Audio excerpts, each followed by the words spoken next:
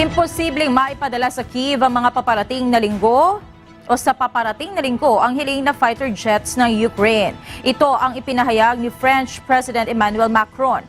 Humihingi ng suporta ang Ukraine para sa supply ng Western combat jets, long-range missiles at heavy tanks. Sa gitna ito ng kakulangan ng bansa ng basic supplies tulad ng artillery shells. Habang nasa European trip sa Ukrainian President Volodymyr Zelensky para sa advanced weapons, naglunsad naman ng pinaiting na opensiba ang Russia sa eastern Ukraine.